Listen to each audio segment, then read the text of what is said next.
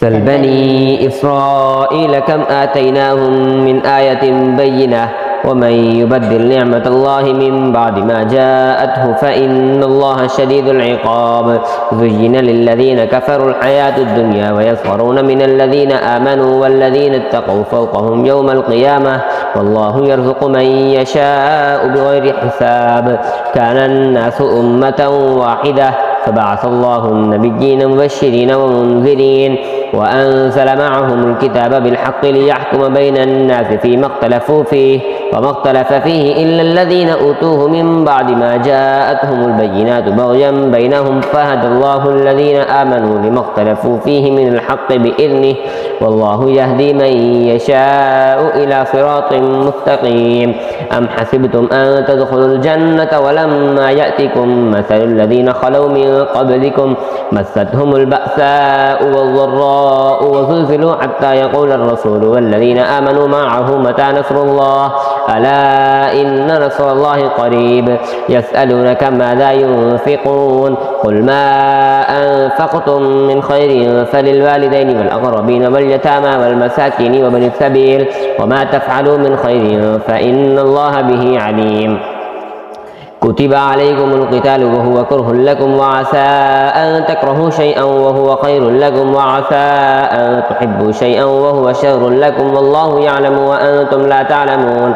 يسألونك عن الشهر الحرام قتال فيه قل قتال فيه كبير وصد عن سبيل الله وكفر به والمسجد الحرام وإخراج أهله منه أكبر عند الله والفتنة أكبر من القتل ولا يزالون يقاتلونكم حتى يردوكم عن دينكم إن استطاعوا ومن يرتد منكم عن دينه فيمت وهو كافر فأولئك حبطت أعمالهم في الدنيا والآخرة وأولئك أصحاب النار هم فيها خالدون. إن الذين آمنوا والذين هاجروا وجاهدوا في سبيل الله أولئك يرجون رحمة الله والله غفور رحيم. يسألونك عن الخمر والميسر قل فيهما إثم كبير ومنافع للناس وإثمهما أكبر من نفعهما ويسألونك ماذا ينفقون قل العفو كذلك يبين الله لكم الآيات لعلكم تتفكرون في الدنيا والآخرة. ويسألونك عن اليتامى قل إصلاح لهم خير وإن تخالطوهم فإخوانكم والله يعلم المفسد من المصلح ولو شاء الله لأعنتكم إن الله عزيز حكيم. ولا تنكحوا المشركات حتى يؤمن ولأمة مؤمنة خير من مشركة ولو أعجبتكم ولا تنكحوا المشركين حتى يؤمنوا ولعبد مؤمن خير من مشرك ولو أعجبكم أولئك يدعون إلى النار والله يدعو إلى الجنة والمغفرة بإذنه ويبين آياته للناس لعلهم يتذكرون. ويسألونك عن المحيض قل هو أذى فاعتزلوا النساء في المحيض ولا تقربوهن حتى يطهرن فإذا تطهرن فأتوهن من حيث أمركم الله إن الله يحب التوابين ويحب المتطهرين. نساؤكم حرث لكم فأتوا حرثكم أن شئتم وقدموا لأنفسكم واتقوا الله واعلموا أنكم ملاقوه وبشر المؤمنين. ولا تجعلوا الله عرضة لأيمانكم أن تبروا وتتقوا وتصلحوا بين الناس والله سميع عليم. لا يؤاخذكم الله باللغو في أيمانكم ولكن يؤاخذكم بما كسبت قلوبكم والله غفور حليم. للذين يؤلون من نسائهم تربص 4 أشهر فإن فاءوا فإن الله غفور رحيم وإن عزموا الطلاق فإن الله سميع عليم.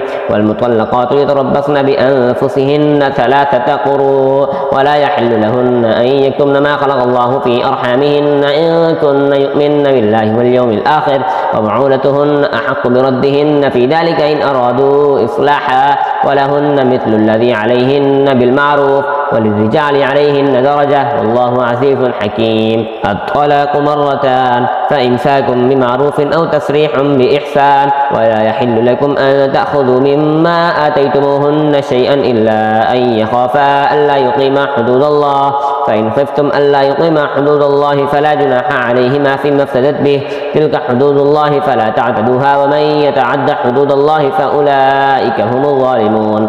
فإن طلقها فلا تحل له من بعد حتى تنكح زوجا غيره فإن طلقها فلا جناح عليهما أن يتراجعا إن ظنا أن يقيما حدود الله وتلك حدود الله يبينها لقوم يعلمون. وإذا طلقتم النساء فبلغن أجلهن فأمسكوهن بمعروف أو سرحوهن بمعروف ولا تمسكوهن ضرارا لتعتدوا ومن يفعل ذلك فقد ظلم نفسه ولا تتخذوا آيات الله هزوا واذكروا نعمة الله عليكم وما أنزل عليكم من الكتاب والحكمة يعظكم به واتقوا الله واعلموا أن الله بكل شيء عليم.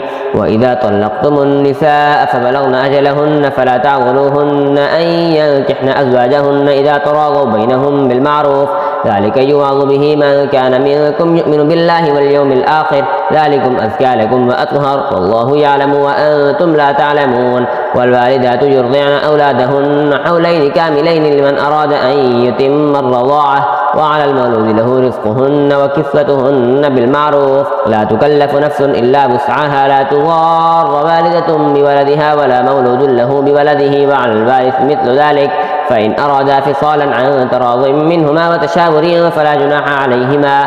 وإن أردتم أن تسترضعوا أولادكم فلا جناح عليكم إذا سلمتم ما آتيتم بالمعروف واتقوا الله واعلموا أن الله بما تعملون بصير.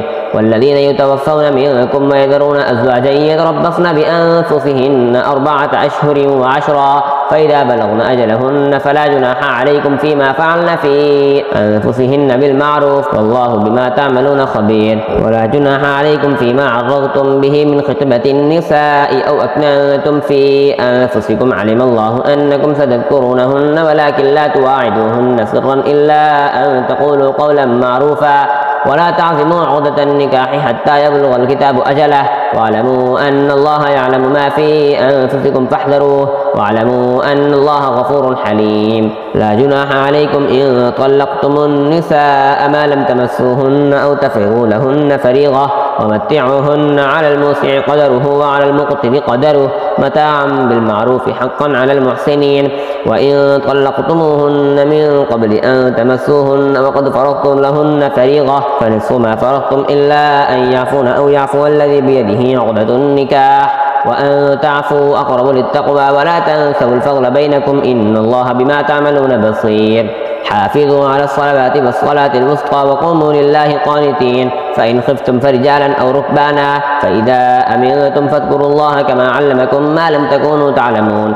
والذين يتوفون منكم ويذرون أزواجا وصية لأزواجهم متاعا إلى الحول غير إخراج فإن خرجن فلا جناح عليكم فيما فعلن في أنفسهن من معروف والله عزيز حكيم. وللمطلقات متاع بالمعروف حقا على المتقين كذلك يبين الله لكم آياته لعلكم تعقلون. ألم تر إلى الذين خرجوا من ديارهم وهم ألوف حذر الموت فقال لهم الله موتوا ثم أحياهم إن الله لذو فضل على الناس ولكن أكثر الناس لا يشكرون. وقاتلوا في سبيل الله واعلموا أن الله سميع عليم. من ذا الذي يقرض الله قرضا حسنا فيضاعفه له أضعافا كثيرة والله يقبض ويبسط وإليه ترجعون. ألم تر إلى الملأ من بني إسرائيل من بعد موسى إذ قالوا لنبي له ابعث لنا ملكا نقاتل في سبيل الله قال هل عسيتم إن كتب عليكم القتال ألا تقاتلوا قالوا وما لنا ألا نقاتل في سبيل الله وقد أخرجنا من ديارنا وأبنائنا فلما كتب عليهم القتال تولوا إلا قليلا منهم والله عليم بالظالمين. وقال لهم نبيهم إن الله قد بعث لكم طالوت ملكا قالوا أن يكون له الملك علينا ونحن أحق بالملك منه ولم يؤت ساعة من المال قال إن الله اصطفاه عليكم وزاده بسطة في العلم والجسم والله يؤتي ملكه من يشاء والله واسع عليم. وقال لهم نبيهم إن آية ملكه أن يأتيكم التابوت فيه سكينة من ربكم وبقية مما ترك آل موسى وآل هارون تعمله الملائكة إن في ذلك لآية لكم إن كنتم مؤمنين. فلما فصل طالوت بالجنود قال إن الله مبتليكم بنهر فمن شرب منه فليس مني ومن لم يطعمه فإنه مني إلا من اغترف غرفة بيده فشربوا منه إلا قليلا منهم فلما جاوزه هو والذين آمنوا معه قالوا لا طاقة لنا اليوم بجالوت وجنوده قال الذين يظنون أنهم ملاقو الله كم من فئة قليلة غلبت فئة كثيرة بإذن الله والله مع الصابرين. ولما برزوا لجالوت وجنوده قالوا ربنا أفرغ علينا صبرا وثبت أقدامنا وانصرنا على القوم الكافرين فهزموهم بإذن الله. وقتل داود جالوت وآتاه الله الملك والحكمة وعلمه مما يشاء ولولا دفع الله الناس بعضهم ببعض لفسدت الأرض ولكن الله ذو فضل على العالمين. تلك آيات الله نتلوها عليك بالحق وإنك لمن المرسلين.